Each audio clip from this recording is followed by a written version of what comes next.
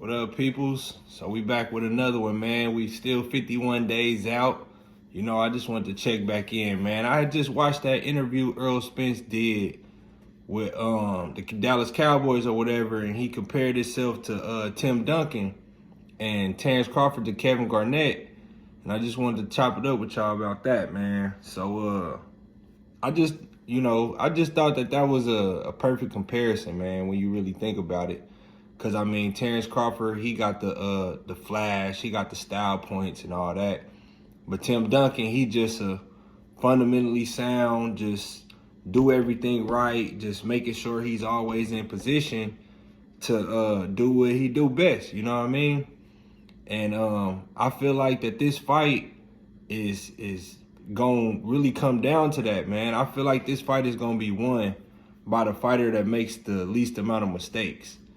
Errol Spence being a fundamentally sound fighter, I feel like that he's gonna make less mistakes than Terence Crawford in this fight. So I see him winning, But when you really think about it, that comparison was dope because, I mean, when you really just think about the attitude of the two basketball players and the two fighters, it's like Terence Crawford, he wear that chip on his shoulder like Kevin Garnett do. He real aggressive, just always hype, you know what I mean? And he got the style points, you know what I mean? He flashy dunks, good footwork, and can pull up from three every once in a while, whatever. But, he got the style points. But head to head against Tim Duncan, you look at somebody who's always in position on offense. He'll got it. His footwork is always right. He know how to box you out perfect, throwing the ball off the backboard. You know what I mean? Layups off the backboard, just perfectly fundamentally sound. You know what I mean? And then when you look at his attitude, he a chill dude. You know what I mean? Just ain't really a loud dude. Ain't really a super aggressive or nothing like that. And Errol Spence is the same way. So I just thought that was dope, man. But I just don't see how people is keep giving me pushback about me saying that Errol Spence is more skilled than Terence Crawford. When you really look at how the two basketball players lined up, Tim Duncan always got the best of Kevin Garnett, and them fundamentals got him to 5 championships to 1.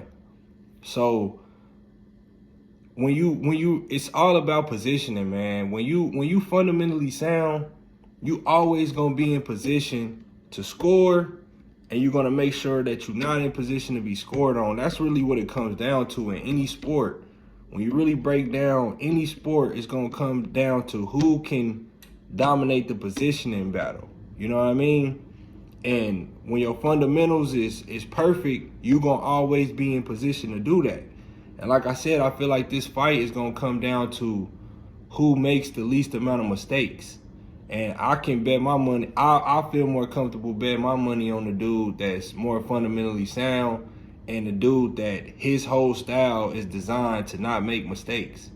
You know what I mean? To do everything right and not make mistakes.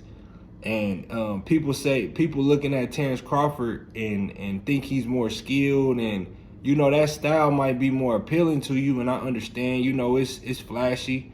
And Terence Crawford is talented as hell. Like, I mean, talent-wise, he got Errol Spence as far as just talent, pure talent, and just flash and style points and all that. He got Errol Spence on that.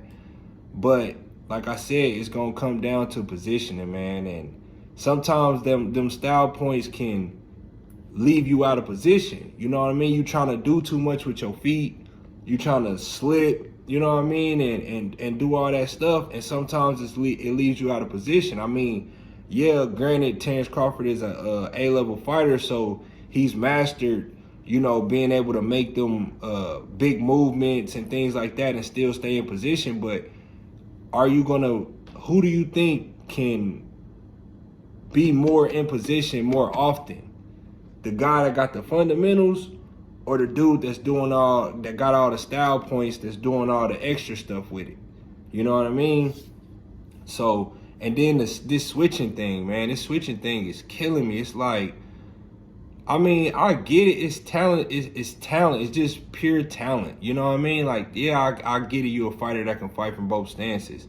But it's not going to work against Errol Spence because Errol Spence is not going to be in position regardless of what stance you in. That's that. Being able to switch, you looking for you're giving the fighter a different angle, trying to find a weakness in where you can gain positioning on him. But Errol Spence being a master at fundamentals, he's never going to give you that opportunity to get the ups on him in the positioning battle. You know what I mean? So that switching, that's cool and all, but when you fighting a fundamentally sound fighter, it's not going to be to your advantage to be able to switch.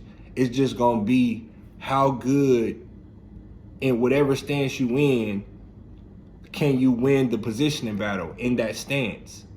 So I just don't see this whole everybody talking about how Terence Crawford gonna win the fight because he can switch.